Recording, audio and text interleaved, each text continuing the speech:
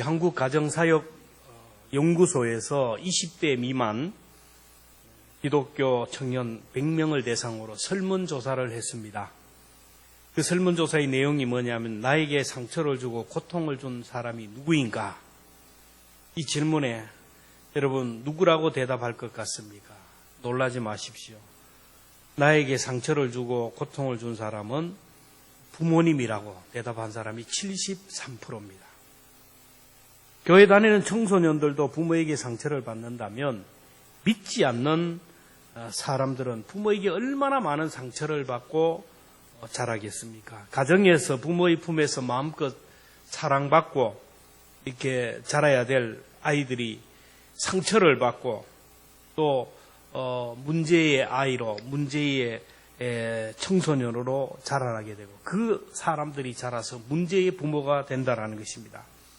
요즘 청소년 자살률이 급증을 하고 있고 청소년 범죄가 계속해서 늘어나고 있고요. 날마다 뉴스를 보면 부모를 죽이는 폐륜 아들이 나오고 청소년들이 노인들을 무차별적으로 구타하는 모습들이 나옵니다.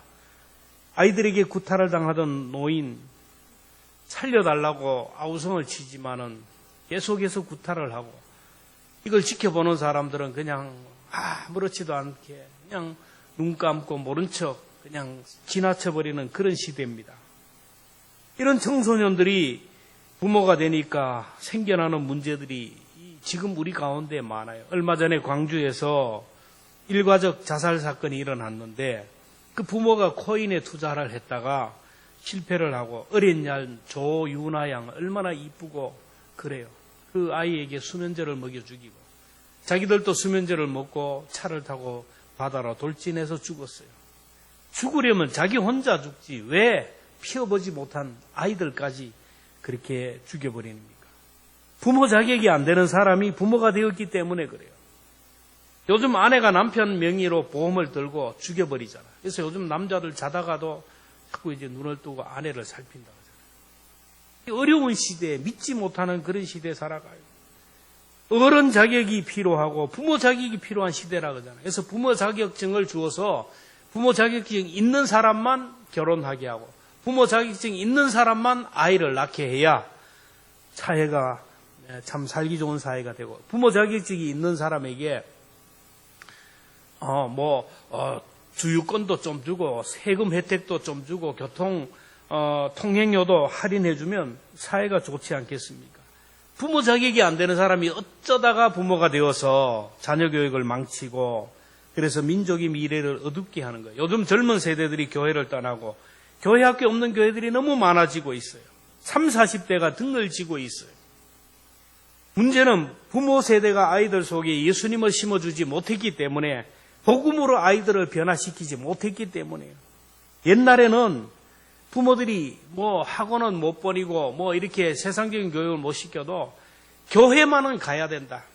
교회 안 가면 막 매를 때리고 혼쭐을 내었는데 요즘에는 아이들의 신앙에 관심이 별로 없다라는 거예요. 학원 한번 빠지면 난리가 나요.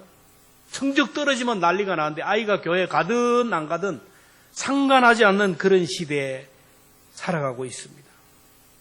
오늘 이 시대 부모들도 그렇고 교사들도 어머니의 마음을 가져야 되고 그리스도의 마음을 가져야 되고 아이들의 영혼을 위하여 해산의 수고를 해야 된다라는 거예요. 여러분 어머니와 같은 사랑이 있을 때 어머니와 같은 해산의 수고가 있을 때 사람이 변해요. 그렇게 문제 많은 아이 그렇게 방황하고 그렇게 안 되는 사람도 어머니 앞에는 백기투항을 하는 거예요. 어머니의 이름 앞에 모든 사람이 눈물을 흘리고 어머니 앞에 모든 사람이 그냥 감동을 하고 넘어가는 그 이유는 그 희생적인 사랑, 해산의 고통을 아끼지 아니하며 사랑해준 그 사랑 때문에 어머니의 이름만 불러도 눈시울이 뜨거워지고 감동하는 것이 아닙니까?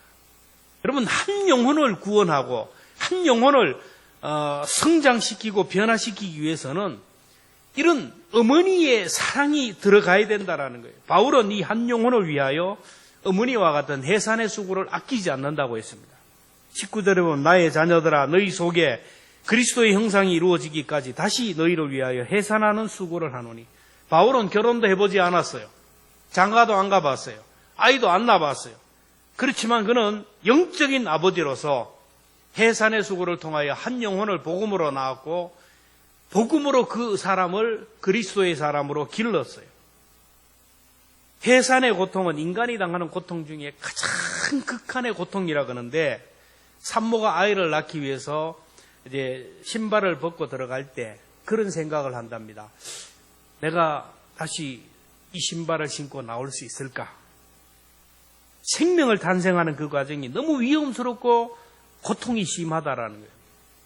그 옛날에 해산의 고통을 당하는 사람을 보면 이제 효자 하나 나오는구나 이 얘기한다라는 거예요.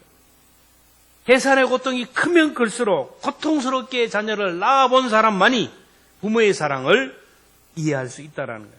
이렇게 해산의 수고를 해봐야 자식이 얼마나 귀한 줄을 알고요. 해산의 고통이 크면 클수록 모자 간의 정이 끈끈하게 깊어진다라는 거예요. 스웨덴의 한 연구소에서 실험을 했는데 해산의 고통을 통하여 아이를 낳는 산모와 그 아이, 그리고 해산의 고통 없이 무통분만, 진통제를 맞고 아이를 낳은 그 부모와 아이를 비교 조사를 했는데 힘들지만 해산의 고통을 당하면서 아이를 낳는 그 부모에게 그리고 그 아이에게는 옥시토닌이라는 사랑의 호르몬이 나왔다라는 거예요. 해산의 고통을 통하여 얻은 아이와 산모는 이 사랑의 호르몬 때문에 서로에 대한 존경하는 마음, 서로를 사랑하는 마음이 있다라는 거예요. 근데 무통분만, 진통제 맞고 아이를 낳는 그 산모, 거기에는 옥시토닌이 분비되지 않아서 아이에 대한 사랑이 부족하고 부모의 사랑도 부족하다는 거예요. 요즘 젊은 사람들은 해산의 고통을 싫어서 무통주사, 진통제 맞고 아이를 낳고요. 제왕절개 수술해서 아이를 낳는 시대입니다. 그래서 요즘 엄마들은 옛날에 비해서 아이에 대한 사랑이 부족해요. 아이를 향한 희생도 부족한 것 같습니다. 모유 안 줍니다. 아이보다 몸매를 먼저 생각하고 아이보다 자기의 삶을 먼저 생각해요. 근데 과학적으로 해산의 고통을 당해야 되는 이유가 지금 계속 설명이 되고 있는데 해산의 고통은 엄마만 당하는 게 아니고 아이도 같이 당한다라는 거예요. 그래서 해산의 고통을 당할 때 산모는 죽을 고생을 하고 아이도 고통을 당하는데 이렇게 아이가 엄마의 뱃속에 나올 때 그 아이 몸속을 엄마 양수로부터 보호하기 위해 이렇게 씌워두었던 코팅된 그런 끈끈한 부분들이 다 벗겨진다라는 거예요. 그리고 머리가 나오면서 압박을 당하면서 엄마 뱃속에서 먹었던 오물들, 양수들을 다 이렇게 빠져나온다라는 거예요. 그래서 무통분만 제왕절개 수술을 하면 이게 이제 피부에도 문제가 생기고 그래요. 그래서 아이가 엄마 뱃속에서 물고 있던 오물들, 이 양수들을 떼내기 위해서 아이를 거꾸로 들고 때리잖아요. 아이가 으아 하고 우는 순간 아이 입속에 있는 이 오물들이 빠져나오는데 이게 아이가 울지 않으니까 엉덩이 다리를 들고 개구리처럼 들고 엉덩이를 때리면 애가 울면서 오물들이 밖에 나오는 거예요. 여러분, 아이가 엄마 뱃속에서 분리되는 것만 해도 절대적인 절망 가운데 있는데 이 아이를 그냥 다리를 들고 엉덩이를 때리면 이 아이가 심리적으로 얼마나 불안과 공포를 준다는지 몰라요. 그리고 제왕절개 수술을 하기 위해서 칼을 대는 순간 아이 목에 칼을 대는 것처럼 그렇게 두렵다라는 거예요. 아이를 낳으면 3일 동안 엄마 품에서 떠나서 입원해야 되잖아요. 엄마 품에서 젖을 먹으면서 평안을 찾아야 되는데 엄마와 떨어지는 두려움, 이 아이의 정서에 영향을 미친다라는 거예요. 아이에게 이제 모유를 먹일 때 옥시토닌이 많이 분배된다 그래요. 그리고 아이를 목욕시킬 때, 그리고 아이의 피부와 이렇게 스킨십을 할 때 옥시토닌이 나온다라는 거예요. 이 아이는 적어도 60개월은 엄마의 품에서 키워야 정서적으로나 심리적으로 건강한 자아성을 가진다라는 거예요. 몇 푼 벌기 위해서 아이를 그냥 맡기고 나가는 참 어리석은 사람인데 나중에는 수십억을 잃어버려요. 지금 돈 몇 푼 벌다가 나중에 진짜 호미로 막아야 될 것을 포크레인으로 막아야 될 그런 상황이 있어요. 어릴 때부터 부모의 품 안에서 사랑을 받고 그래야 이 아이가 정서적으로나 심리적으로 평안을 누리면서 자라서 다른 사람을 배려할 줄 알고 사랑하고 섬길 줄 아는 그런 사람이 된다라는 겁니다. 어릴 때 부모의 품에서 자라고 특별히 할아버지 할머니와 함께 자란 아이들은 자살 확률이 제로라는 거예요. 할아버지 할머니와 함께 자란 아이는 절대로 자살하지 않아요. 사람은 누군가 나를 사랑하는 사람이 있다는 걸 한 사람이라도 나를 사랑하는 사람이 있다는 걸 알면 자살하지 않아요. 아무리 돌아봐도 나를 사랑하지 않아요. 부모도 그 누구도 나를 사랑하는 사람이 없어요. 그러니까 목숨을 끊는 겁니다. 그래서 할아버지와 할머니와 함께 사는 거, 어릴 때 60개월 정도는 그 사랑을 베풀어 주는 것은 보험을 드는 것과 같아요. 그렇게 보험을 들면 그 기간 동안 사랑을 베풀면 이 아이의 영혼이, 이 아이의 남은 생에 걱정할 게 없다라는 거예요. 인격적으로 다른 사람과 좋은 관계를 가지는 인격이 되고 살아가면서 삶에 풍성한 이 사랑의 여유가 있어요. 근데 그 기간 동안 사랑을 베풀지 못하면 아이가 비정상적으로 사람과 대화를 못하고 사람과 상대를 못하고 인격 장애가 됩니다. 이게 평생 불행하게 살아가는 거예요. 여러분, 한 사람을 변화시키는 것, 특별히 영적으로 한 사람을 거듭나게 하고 그리스도의 형상을 넣어주는 것은 쉬운 일이 아니라는 거예요. 교회 학교 교사들이 여름 성경학교 그 기간 동안 이렇게 이래가지고는 안 된다. 땀, 눈물, 정성, 물질 모든 것이 지불되어야 돼요. 예수님이 인류를 구원하기 위하여 살리기 위하여 해산의 고통을 당했잖아요. 십자가에서 물과 피를 다 쏟으셨다. 나의 하나님 어찌하여 나를 버리셨나이까. 온 몸을 짜고 진액을 짜냈어요. 한 생명이 구원하고 한 생명이 하나님의 자녀라도 거듭나고 천국 백성 되는 것 그냥 되는 게 아니에요. 바울처럼 너희 속에 그리스도의 형상이 이루어지기까지 해산하는 수고를 한다. 위대한 인물들은 그냥 떨어진 게 아니에요. 훌륭한 인물 뒤에는 해산의 수고를 한 훌륭한 부모가 있고 훌륭한 멘토와 스승이 있어요. 디모데 뒤에는 바울이 있었어요. 엘리야 뒤에는 엘리사가 있었어요. 초대교회 사도들 뒤에는 예수님이 계셨어요. 어거스틴 뒤에는 모니카 여사가 있었고, 그리고 그 웨슬리 형제들 뒤에는 수산나 여사의 해산의 수고가 있어요. 한국교회의 위대한 영적 지도자들, 여의도 순복음교회 조은기 목사 뒤에는 장모인 최자실 목사가 있었어요. 그리고 광림교회 김선도 목사, 금남교회 김홍도 목사, 임마누엘교회 김국도 목사, 21세기 교회 김건도 목사, 내 형제는 한국교회에 영향력 있는 그런 목사님입니다. 이 목사님 뒤에는 믿음의 어머니 이숙녀 전도사가 있었다. 여러분들도 초등학교에서부터 중학교, 고등학교, 대학교, 교회학교에서 많은 선생들을 만났는데 가슴 속에 잔잔한 감동으로 남아있는 사람이 있을 겁니다.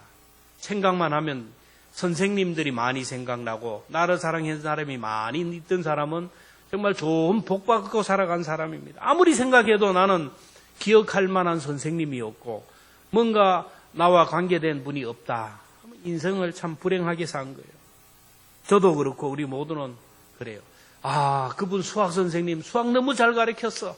영어 선생님 너무 영어 잘 가르치고 교회에서 성경 너무나 잘 가르쳤어. 그런 분은 하나도 기억이 없어요. 나를 사랑해 주시고 내 이름을 불러주시고 나를 위하여 기도해 주신 분, 나를 인정하고 나와 함께했던 분들만 기억이 나요. 다시 말하면 나를 사랑하신 선생님과의 관계만 기억이 남는 거예요. 저도 그래요.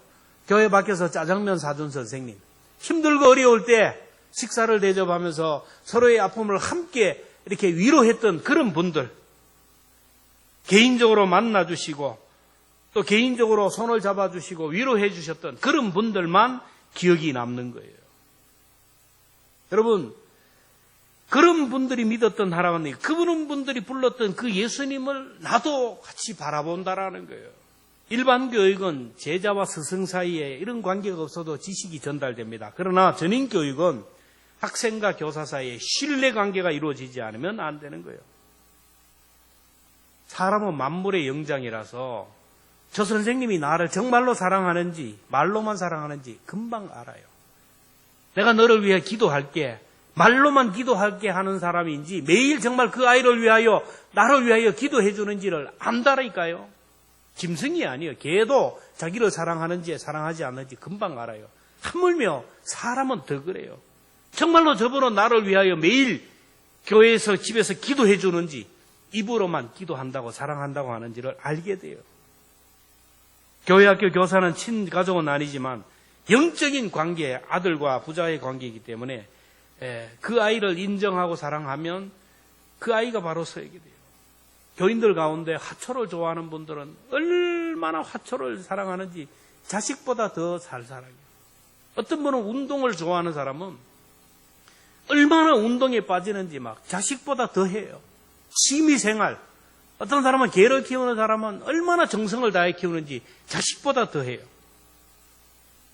근데 중요한 것은 자녀들의 영혼을 위하여 기도할 시간이 없다라는 거예요. 육체적으로 이렇게 키웠으면 끝난다라는 거예요. 자녀들의 영혼을 위하여 해산의 수고를 아끼지 아니하며 후손들을 위하여 기도해야 되는데 바빠서 안 된다라는 거예요. 돈 벌기 위해서 안 된다라는 거예요. 교사나 구역장이나 구역의 리더들은 자기가 맡고 있는 영혼들을 위하여 해산의 수고를 해야 돼요. 내가 맡은 영혼들에게 그렇게 관심을 가지면 놀라운 역사가 일어나요. 여름 행사를 위하여 교사들은 작전 기도를 하고 준비 기도회를 하고 여러 가지를 했는데 이 모든 것이 해산의 수고입니다. 우리 교회에서도 우리 성도들이 아이들의 이름을 불러가며 이 아이들 한 사람 한 사람 사진이 있고 그 사람의 이름이 있는데 그 기도 카드를 주면 그걸 가지고 기도했어요. 그리고 온 세대 예배하면 그 나를 위하여 기도해 주신 분 옆에서 내가 기도하는 그 아이와 함께 예배했는데 코로나로 중단되었는데 오늘 여러분 삽지에 들어간 게 여러분 알 겁니다. 다시 다음 세대를 위한 1:1 기도 후원 요청을 합니다. 여러분 정말로 내가 이 아이를 위해서 매일 그 이름이라도 불러가며 기도하겠다는 사람은 여기에다가 기록을 해주면 교회 학교에서 그 아이의 사진과 함께 그 아이의 기도 제목 그런 사정을 여러분 개인에게 줄 겁니다. 그러면 그 아이를 위해서 기도해요. 나중에 세월이 흐르면 그 아이가 대통령이 될지 어떻게 될지 알아요. 훌륭한 수천 명의 목회가 될지 알아요. 그럴 때 내가 기도했던 아이가 이렇게 되었다. 그리고 그 아이도 나를 위하여 기도해 준 분, 해산의 수고를 아끼지 않으며 기도했던 분이 이분이다. 앞으로 우리 교회가 교회사를 쓸 때 이런 것들을 서로 얘기하면서 밝히면 좋겠다라는 거예요. 여러분, 오늘 우리 여러분들 나가면서 정말 우리 교회 학교 아이들, 다음 세대를 키워갈 아이들, 정말 그 아이를 내가 품고 기도하겠다고 생각하는 분들은 이걸 작성해서 한번 제출해 보시기를 바랍니다. 딱 말씀드리지만은 우리가 한 어머니가 아이를 잉태하고 그 아이를 위하여 정성을 다하고 배가 불러오는 이 엄마는 하나님께서는 특별한 은혜를 베풀어요. 웬만한 병도 안 걸리고 웬만한 병이 들어도 아이를 낳길까지 그 사람의 생명을 보여요. 마찬가지로 우리가 이 땅에 살아가면서 정말로 한 영혼을 구원하고자 하는 그 사람을 가슴에 품고 매일 기도하고 그 영혼을 구원하기 위하여 그 사람을 위하여 전도하려고 하는 사람은 절대로 하나님이 그 생명을 앗아가지 않아요. 절대로 그 사람을 하나님께서 정권적으로 붙들어요. 그 사람을 위하여 물질도 주시고 건강도 주시고 다 주셔요. 왜? 그 영혼을 구원하기 위하여. 그래서 우리는 하나님 앞에 할 말을 하나님 앞에 뭔가 내놓을 만한 것이 있어야 돼요. 육신의 생명은 출생하는 것과 성장 과정이 한눈에 보이지만 영적인 생명은 그렇지가 않아요. 물론 특별한 영적인 은사가 있고 목회적인 관점이 있는 사람은 딱 보면 이 거듭난 사람인지 아직 거듭나지 않는 사람인지 아직까지 모양만 있는 사람인지 정말로 하나님의 자녀로 거듭난지 알기지만 대부분의 경우는 잘 몰라요. 그래서 어떤 사람이 구원받은 사람인지 어떤 사람이 아직까지 구원받지 못한 사람인지 몰라요. 그래서 우리는 어쨌든 한 영혼을 품고 기도하면 모르지만 한순간에 그 영혼이 구원을 받고 거듭나게 되고 거듭난 영혼은 믿음으로 자라서 그리스도의 장성한 분량이 충만할 때까지 성장하고 성숙한다는 거예요. 교회는 영혼을 위하여 해산의 수고만 하면 돼요. 바울이 갈라디아 교회를 개척했어요. 근데 들리는 소문에 의하면 교회에 다른 복음을 전한 사람이 들어왔대요. 그래서 교회가 혼란스러워요. 오직 예수, 오직 복음, 믿음으로 구원을 받는다고 이렇게 진리를 가르쳤는데 이제 바울이 사역하고 다른 교회를 개척하는 동안 다른 사람들이 들어가, 유대인 그리스도인들이 들어가면서 다른 복음을 전해요.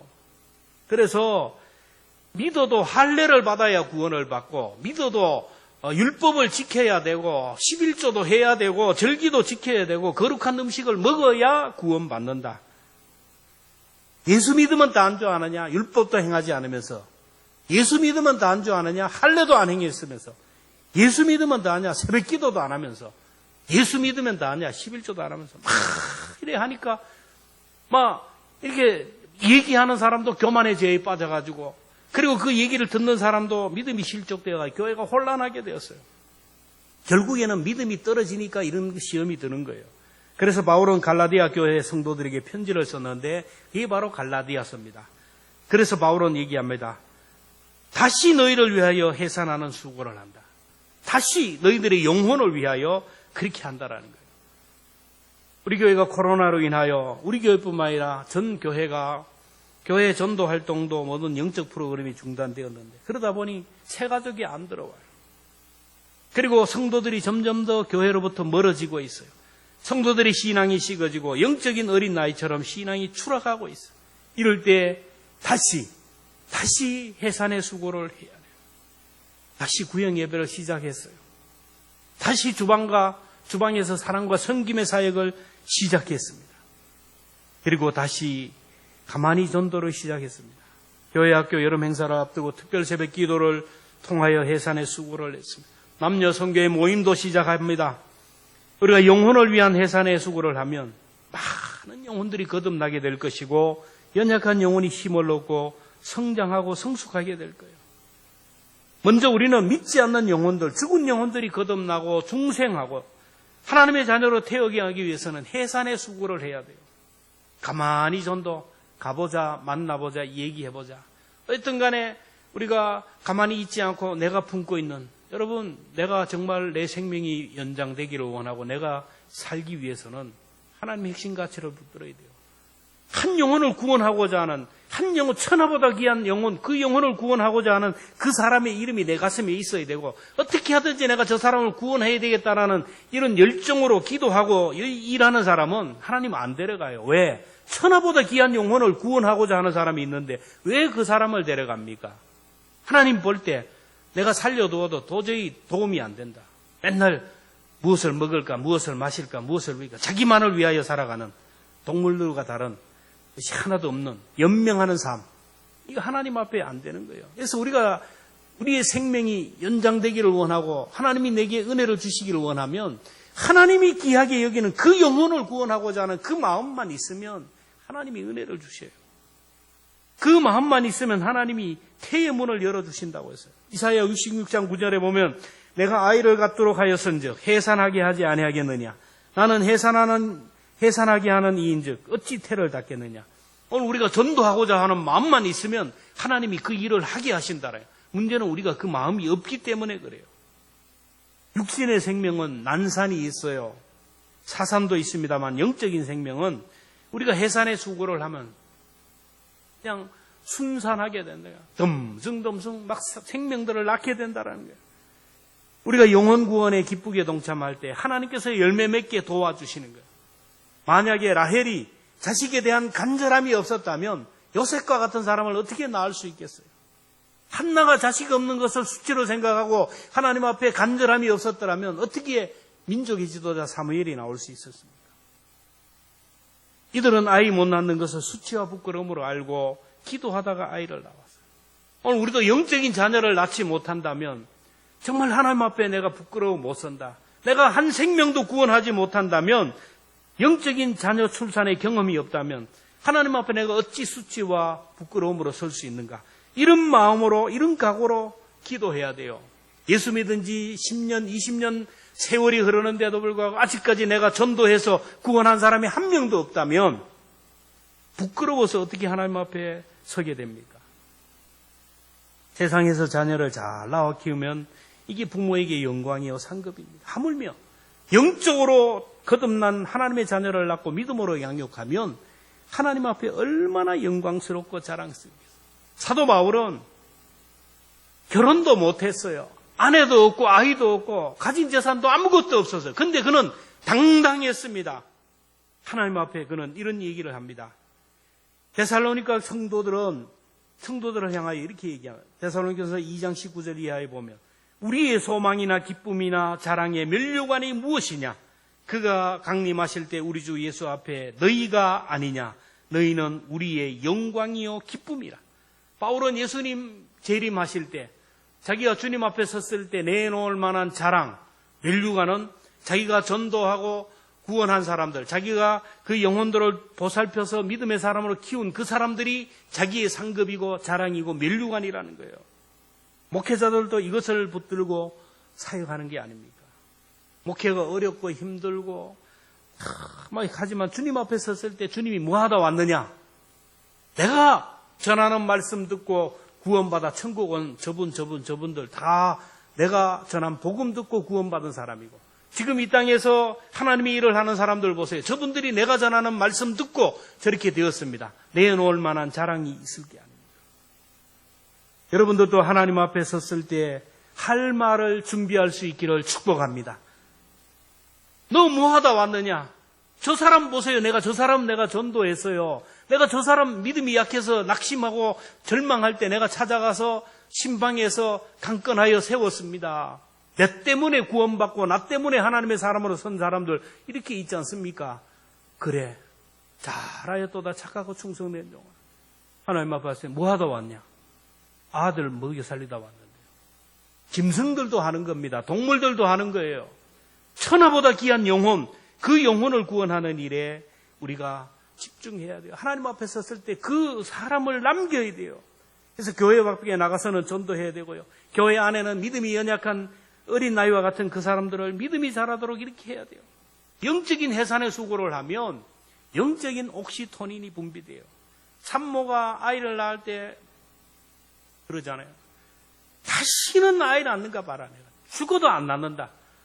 근데 낳고 나서 2달도 안 돼도 또 아이가 들었어요. 왜 그렇습니까? 옥시토닌, 사랑의 호르몬이 들어가니까 그 고통을 잊어버리는 거예요. 오늘 우리가 주를 위하여 일하잖아요. 목사도 그렇고 일하면서 좋은 일만 있겠어요? 여러분 볼 때는 좋은 일만 있지만 별의별 일을 다 당해요. 그래도 힘들대 치아버리겠다 하다가도 그 다음날과 기도하면 하나님께서 옥시토닌을 넣어서 또 일어나게 하시고 잊어버리게 하시고 또 사명을 감당하게 하는 거예요. 우리가 주의 일 하는 것도 마찬가지잖아요. 낙심하는 일, 절망하는 일이 있지만 하나님께서 또 이렇게 그 속에 옥시토닌, 영적인 에너지를 주심으로 인하여 다시 일어나 교회 가고 다시 일어나 사명을 감당하는 자리에 가지 않습니까? 여러분 한 영혼을 품고 기도하면 여러분 성령이 강력하게 그 사람 속에 임하고 몸에 좋은 양약들이 공급되어서 골수가 윤택해야 돼요. 윤택하게 된다라요. 한 영혼을 품고 한 생명을 잉태하고 기도하면 하나님이 특별하게 보호해 주셔요. 지난 주간에 모 권사님과 식사하면서 그런 얘기를 합니다. 자기는 언제 죽어도 좋대요. 언제 죽어도 좋다. 그러나 내가 죽으면 내가 하는 선교비가 끊어질 것이다. 그 선교사 지역에 있는 선교사에게 가는 선교비가 끊어지게 된다. 하나님이 그렇게 하시겠냐? 그래요. 저는 그 얘기를 듣고 맞다고. 하나님이 나를 다시 데려가려고 하다가도 이 생명을 데려가려고 하다가도 저 사람을 데려가면 저 사람을 구원해야 되는데 저 영혼은 누가 구원하느냐? 저 사람을 데려가면 교회에서 이런 일을 하는데 그 일은 누가 하느냐? 그렇게 되지 않겠습니까? 그 몸을 아프게 하시겠어요? 그 사람의 물질을 빼앗아 가시겠어요? 더 많은 것으로 채우지 않겠습니까? 마태복음 6장 33절에 너희는 먼저 그의 나라와 그의 의를 구하라. 그리하면 이 모든 것을 너희에게 가리라. 오늘 우리가 기억해야 될 것은 하나님의 나라와 의, 한 영혼을 구원하고 한 영혼을 세우는 이것보다 중요한 것이 없어요. 이 일에 집중하면 하나님은 다 주신다라는 거예요. 아무리 인간적인 노력을 하고 뛰어다녀 보세요. 안 돼요. 하나님이 거두시면 끝나는 거예요. 하나님이 소중하게 생각하는 한 영혼을 잉태하고 한 영혼을 세우는 해산의 수고 다시 시작해야 됩니다. 그러기 위해서는 목자의 마음을 가져야 돼요.